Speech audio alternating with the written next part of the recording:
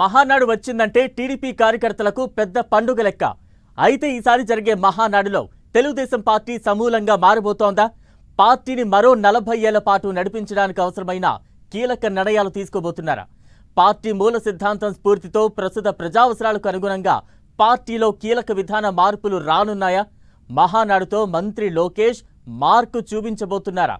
అసలు నారా లోకేష్ చేస్తున్న ప్రతిపాదనలు ఏంటి? ఏ వర్గానికి ప్రాధాన్యత ఇవ్వబోతున్నారు?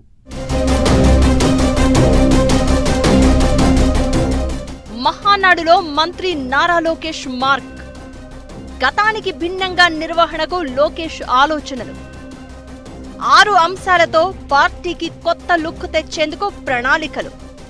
కాలం మారుతోంది, ప్రజల అవసరాలు మారుతున్నాయి, వారి ఆలోచన విధానం కూడా మారుతోంది. ఆ మార్పులకు అనుగుణంగా పార్టీల సిద్ధాంతాలు కూడా మారుతూ ఉంటాయి. ఇప్పుడివే మార్పులను టీడీపీలోనూ తీసుకువచ్చేందుకు మంత్రి నారా లోకేష్ ప్లాన్ చేస్తున్నారని తెలుస్తోంది. కొత్త విధానాలతో పార్టీకి కొత్త లుక్ తీసుకువచ్చేందుకు లోకేష్ సరికొత్త వ్యూహం రచించారని పార్టీ వర్గాల నుంచి వినిపిస్తున్న మాట. గతానికి భిన్నంగా ఈసారి కడపలో జరిగే మహానాడును నిర్వహించాలి అనేది లోకేష్ అభిప్రాయంగా కనిపిస్తోంది.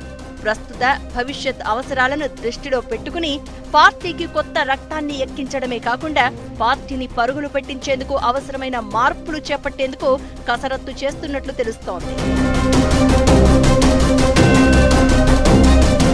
ఎన్టీఆర్ హయాంలో ఆత్మాభిమానం నినాదం వినిపించారు.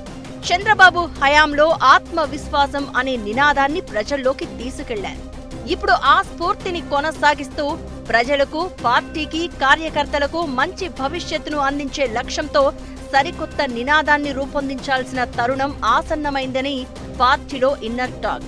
ఈ క్రమంలో నారా లోకేష్ 6 కీలక అంశాలను కడప మహానాడులో ప్రతిపాదించబోతున్నట్టు టీడీపీ ఆఫీసులో చర్చ జరుగుతోంది. ఎన్టీఆర్ ఆశయాలు, చంద్రబాబు ఆలోచనలతో పాటు భవిష్యత్తుకు అవసరమయ్యే కొన్ని కీలక అంశాలకు లోకేష్ పెద్దపీట వేశారట.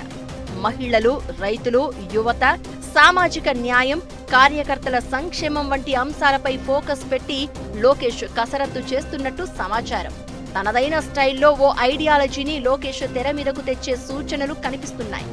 మహిళలకు ఇందులో పెద్దపీట వేసే అవకాశం ఉందనేది పార్టీ వర్గాల్లో టాక్ వినిపిస్తోంది. తెలుగు జాతి ఖ్యాతిని విశ్వవ్యాపితం చేసేందుకు మరింత ఉన్నత స్థాయికి తీసుకువెళ్లాలని యువనేత నారా లోకేష్ భావిస్తున్నారు. తెలుగువారు ఎక్కడున్నా, ఏ రంగంలో ఉన్నా నెంబర్ 1గా ఎదగాలనే లక్ష్యంతో నా తెలుగు కుటుంబం ఐడియాలజీని ప్రతిపాదించనున్నారు. మహిళా సాధికారత, మహిళా శక్తిని చాటేలా స్త్రీ శక్తి పేరుతో ఈ వర్గానికి మద్దతివ్వనున్నారు లోకేష్. రానున్న రోజుల్లో కూడా మహిళలను మరింత ముందుకు తీసుకువెళ్లేందుకు, స్త్రీ శక్తిని మరింత బలోపేతం చేసి ఉన్నత స్థాయికి తీసుకువెళ్లేందుకు ప్రాధాన్యం ఇవ్వనున్నారు. పేదరికం లేని సమాజమే తమ లక్ష్యమని టీడీపీ నేతలు పదే పదే చెప్తూ ఉంటారు. ఇందుకు సంబంధించిన ఐడియాలజీని రూపొందించనున్నారు లోకేష్. ఇప్పటికే P4 విధానాలకు రూపకల్పన చేసి అమలు చేస్తున్నారు. వీటితో పాటు పేదరిక నిర్మూలనకు ప్రత్యేకమైన కార్యాచరణ అమలు చేయనున్నారు. ప్రస్తుత పరిస్థితుల్లో అన్ని కులాలకు సామాజిక సమన్యాయంపై ఐడియాలజీని రూపొందించనున్నారు. పార్టీలో యువతకు ఎక్కువ ప్రాధాన్యత ఇవ్వడంతో పాటు వారికి ఉద్యోగ, ఉపాధి అవకాశాల కల్పనకు అవసరమైన చర్యలు, ఐడియాలజీపై చర్చించనున్నారు. చాలా మంది యువత మెరుగైన స్కిల్స్ ఉన్నప్పటికీ చిన్న ఉద్యోగాలకే పరిమితమయ్యారు. ఇలాంటి వారికి అవకాశాలు సృష్టించి ప్రపంచ స్థాయికి తెలుగు యువతను తీసుకువెళ్లేందుకు నిరంతర ప్రణాళిక అమలు చేసేందుకు కసరత్తు చేస్తున్నారు లోకేష్. రైతు లేకపోతే రాష్ట్రం లేదు, సమాజమే లేదు. అందుకే ఇరిగేషన్ ప్రాజెక్టులకు అత్యధిక ప్రాధాన్యం ఇవ్వడం, సాంకేతికంగా రైతును బలోపేతం చేయడం, సబ్సిడీలు ఇచ్చి ప్రపంచ స్థాయి ప్రమాణాలతో పంటలు పండించేలా చేయడంపై దృష్టి పెట్టనున్నారు.